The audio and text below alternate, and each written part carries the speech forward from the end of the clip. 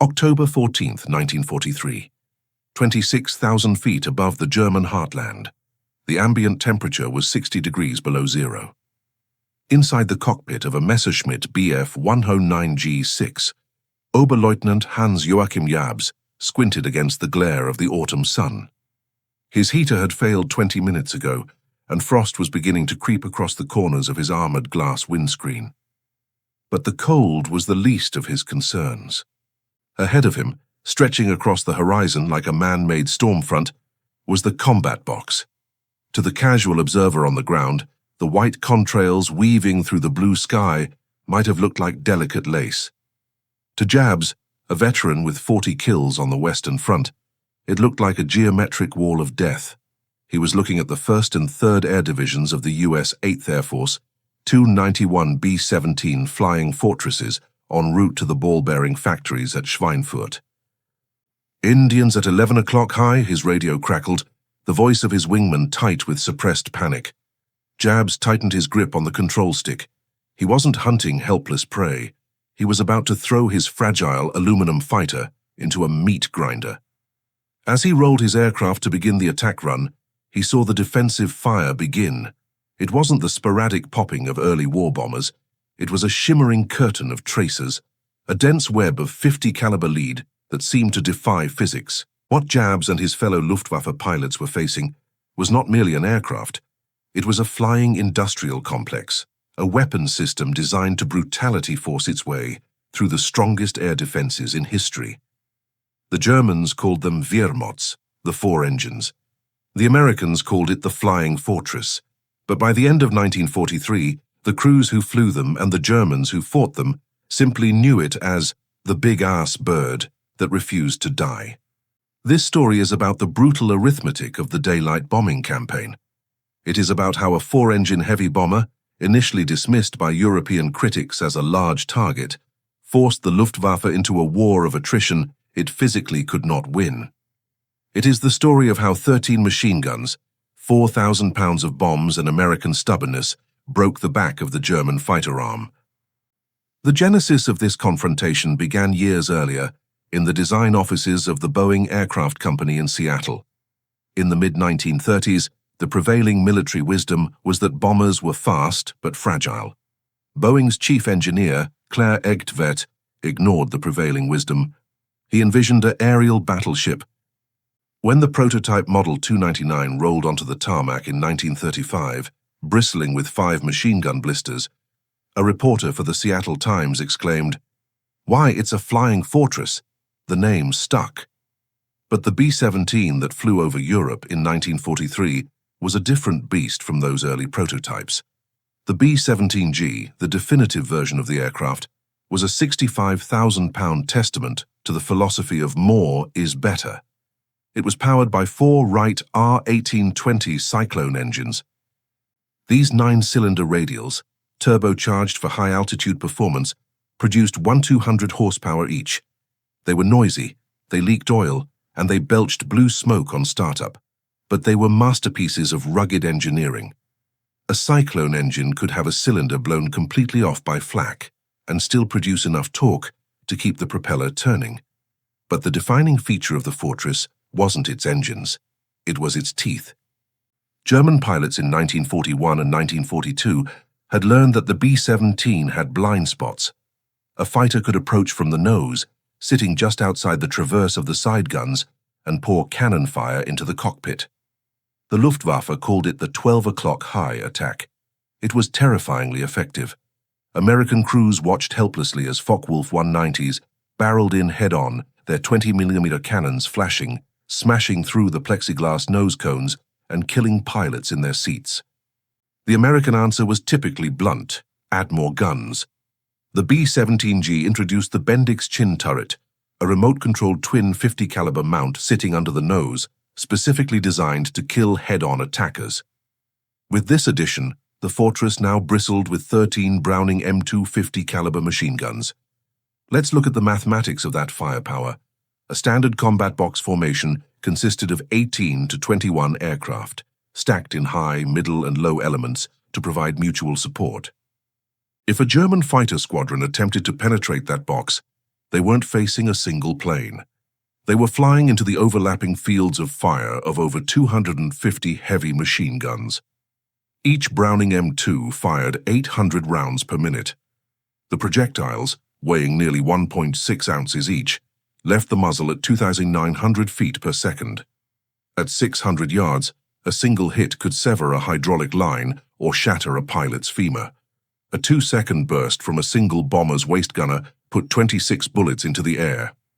Multiply that by the 200 guns in a formation, and you create a zone of saturation where survival becomes a statistical improbability.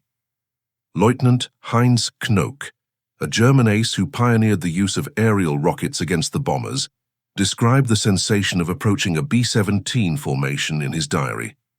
It is like trying to make love to a porcupine. Everywhere you look, there are muzzle flashes.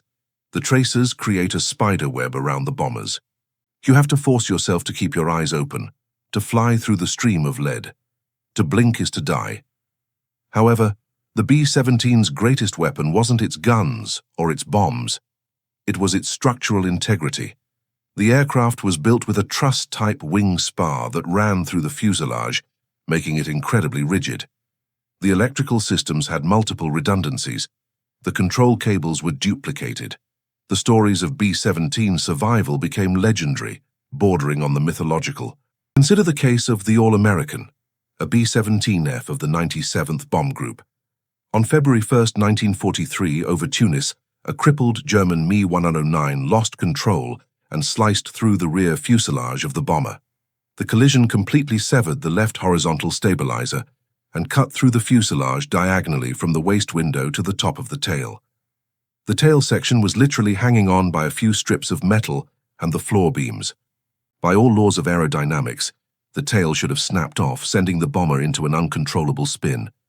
The German fighter pilot who bailed out reported the B-17 as destroyed. It wasn't.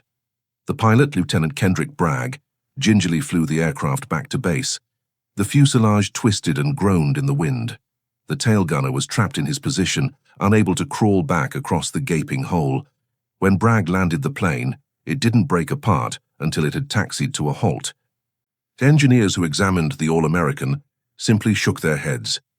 The math said the plane should have disintegrated the moment the collision happened. This durability demoralized the Luftwaffe.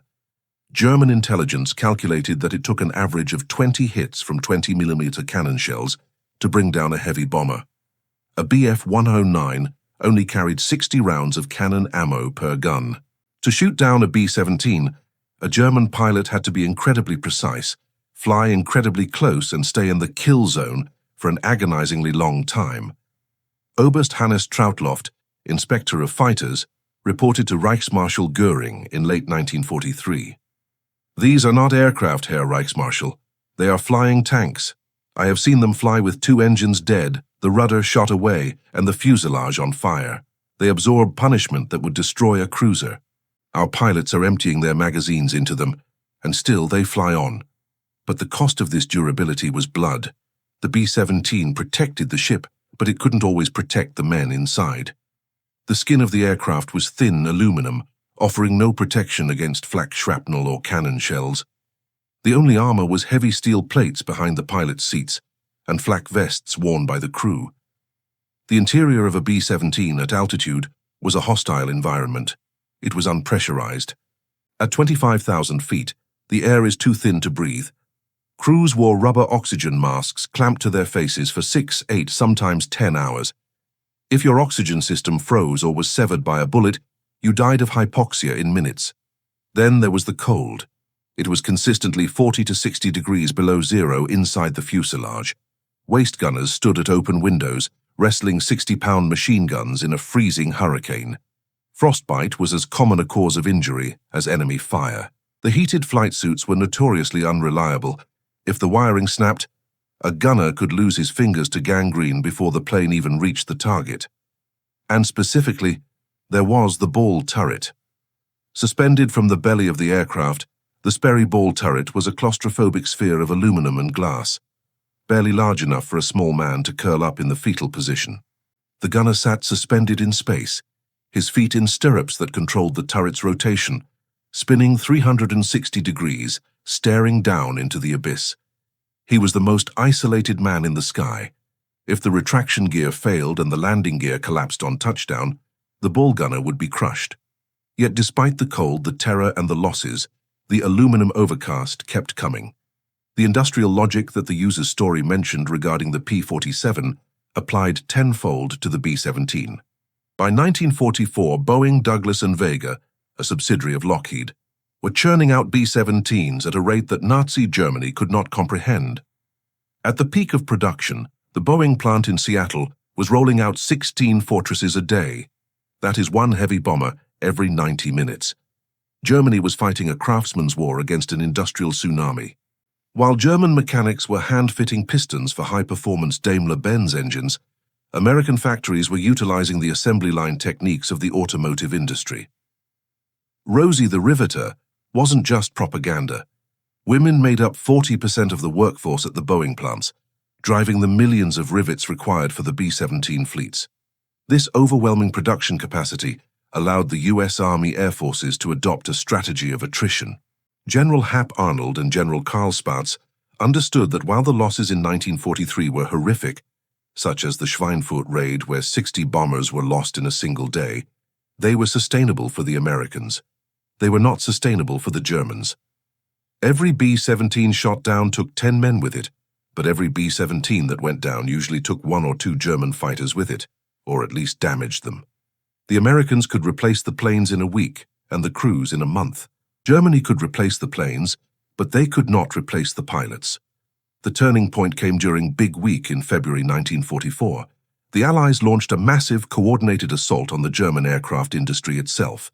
Thousands of B-17s and B-24s, now escorted by the long-range P-51 Mustangs and P-47 Thunderbolts, battered the factories that built the Focke-Wulfs and Messerschmitts. The Luftwaffe was forced to come up and fight to protect their own cradle.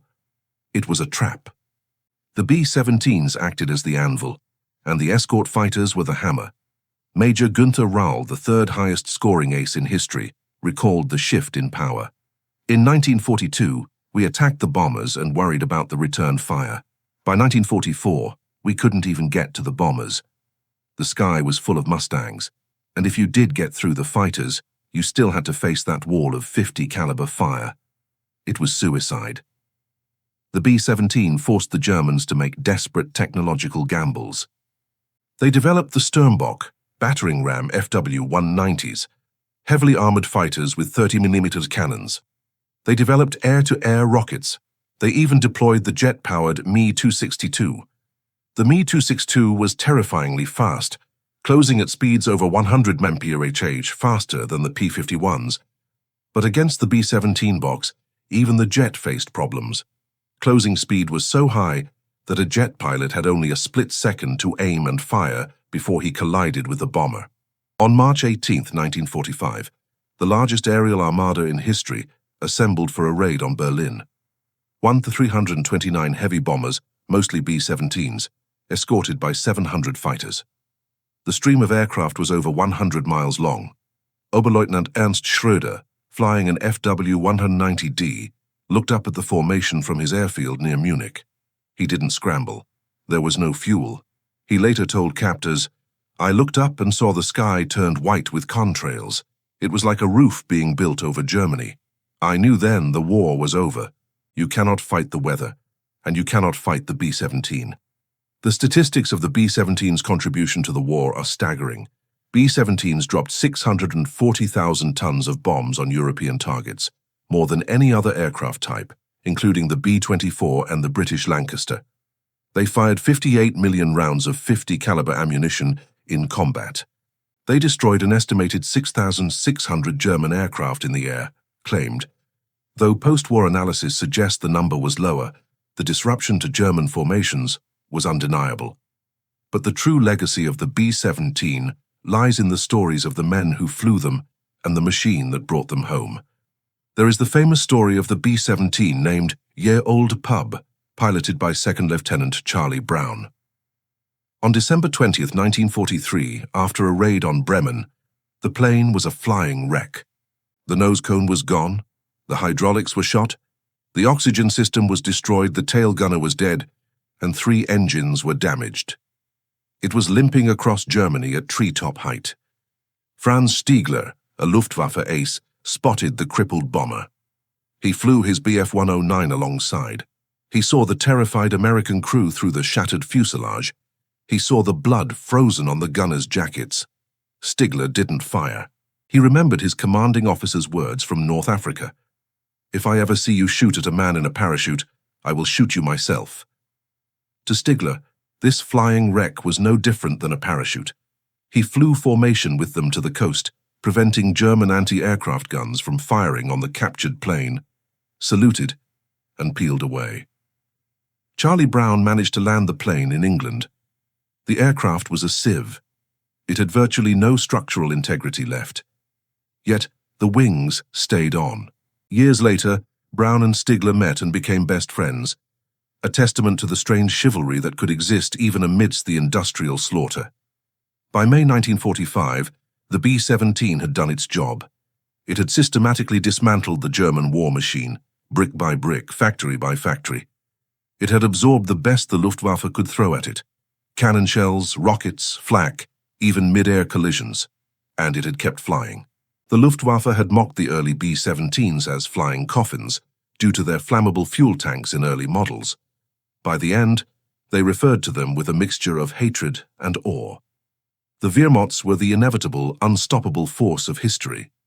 In the scrapyards of Kingman, Arizona after the war, thousands of B-17s were melted down into aluminum ingots. They had served their purpose. But for the German pilots who survived the war, the sound of 4 Wright Cyclone engines droning in unsynchronized harmony would forever trigger a cold sweat. It was the sound of the roof falling in. It was the sound of the fortress.